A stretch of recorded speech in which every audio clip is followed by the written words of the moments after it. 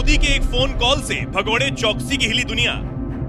6,391 kilometre दूर छिपे मेहुल चौकसी का दहल उठा दिल। भारत ने पूछा तो भगोड़े के बारे में सच उगलने लगा यह देश। तारीख 27 मार्च, दिन गुरुवार। नई दिल्ली से 6,391 किलोमीटर दूर 7 समंदर पार पीएम मोदी एक फोन कॉल लगाते हैं। जैसे ही फोन उस देश में बजता है, फोन पर पीएम मोदी की बात देश के राजा फिलिप से होती है। कुछ देर बात करने के बाद पीएम मोदी फोन रखते हैं और इसकी जानकारी एक पोस्ट के जरिए देश को देते हैं। इसके बाद क्या होना था? पीएम मोदी के इस एक फोन कॉल से भारत के भगोड़े पीएनबी बैंक को करोड़ों का चूना लगाने वाले मेहुल चौकसी की सांसें फूलने लगी। भारत से भागकर उसी देश में छिपकर बैठे मेहुल चौकसी की धुकधुकी बढ़ गई।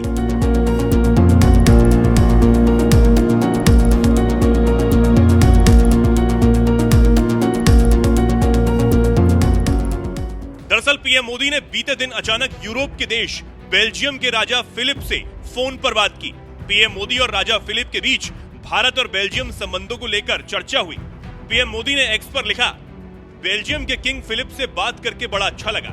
हाल ही में बेल्जियम के आर्थिक प्रतिनिधिमंडल का भारत दौरा हुआ था, जिसकी अगुवाई प्रिंसेस यानी राजकुमारी एस्ट्रिड ने की थी। उसके लिए मैंने उन्हें धन्यवाद दिया। हम दोनों ने आपसी रिश्तों को और मजबूत करने, व्यापार और निवेश बढ़ाने और नए आविष्कार और पर्यावरण संरक्षण के साथ काम करने पर चर्चा की। अब सवाल है कि पीएम मोदी के बेल्जियम के राजा से बात करने से मेहुल चौकसी की टेंशन क्यों बढ़ गई होगी और मेहुल चौकसी का भी हाल क्या नीरव मोदी जैसा ही होगा? दरअसल पीएम मोदी ने बेल्जियम के राजा से ऐसे वक्त में बातचीत की है जब हाल ही में पता चला है कि भारत का भगोड़ा मेहुल चौकसी अब बेल्जियम में भाग चुका है। उसने वहां एफ रेजिडेंसी कार्ड भी हासिल कर लिया है। उसके साथ उसकी पत्नी प्रीति चौकसी भी है। बेल्जियम के विदेश मंत्रालय ने ऑफिशियल स्टेटमेंट में चौकसी के देश में मौजूदगी की जानकारी दी थी। साथ ही कहा, हम मामले की अहमियत समझते हैं। जब यह बात कंफर्म हुई तब ही भारत ने बेल्जियम के अधिकारियों से चौकसी के प्रत्यर्पण प्रक्रिया शुरू करने के लिए संपर्क किया था और अब पीएम मोदी के फोन से चौकसी कांप गया होगा। पीएम मोदी और बेल्जियम के राजा के बीच मेहुल चौकसी के मुद्दे पर बातचीत हुई है या नहीं, ये बात अभी सामने नहीं आई है। इससे पहले 2017 में उसने एंटीगुआ और बारबुडा की नागरिकता ली थी और अब वो बेल्जियम में छिपा हुआ है। लेकिन अब ये तय है कि उसका हाल भी नीरव मोदी जैसा ही होना है। भारत नीरव मोदी के समय वाला ही दांव चलेगा और चौकसी के बचने का कोई रास्ता तब नहीं होगा। सिलसिलेवार तरीके से पूरे मामले को अब समझिए और फिर ये भी जानेंगे कि नीरव मोदी को भारत ने कैसे घेरा, जैसे अब जल्द चौकसी का वही हाल होना है।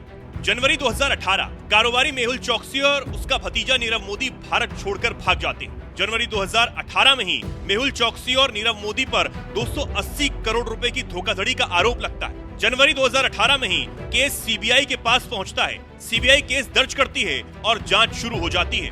फरवरी 2018 में पीएनबी अपनी जांच पूरी करके बॉम्बे स्टॉक एक्सचेंज पहुंचते हैं। वहां बैंक 11,380 करोड़ रुपए के अनाधिकृत लेन देन का खुलासा करता है। फरवरी 2018 में ईडी केस दर्ज करती है और 23 फरवरी को रीजनल पासपोर्ट ऑफिसर चौकसी का पासपोर्ट रद्द कर देते हैं। अप्रैल 2018, 2 महीने की जांच के अंदर घोटाला 13,850 करोड़ रुपए तक पहुंच जाता है। ये पूरा कारनामा मेहुल चौकसी ने अपने भतीजे नीरव मोदी के साथ मिलकर किया था। नीरव मोदी फिलहाल लंदन की जेल में बंद है और उसे भारत लाने की प्रक्रिया अंतिम चरण में है। 2018 में भारत छोड़ने से पहले ही चौकसी ने 2017 में एंटीगा बारबुडा की नागरिकता हासिल कर ली थी। चौकसी बार बार खराब सेहत का हवाला देकर भारत में पेशी पर आने से इनकार करता रहा। कभी कभी वीडियो कॉन्फ्रेंसिंग के जरिए ही उसकी पेशी हुआ करती थी। भारत में उसकी कई संपत्तियां भी जब्त हो चुकी हैं। मई 2021 में चौकसी एंटीगा से पड़ोसी देश डोमिनिका पहुंच गया था। यहाँ उसे अरेस्ट भी कर लिया गया।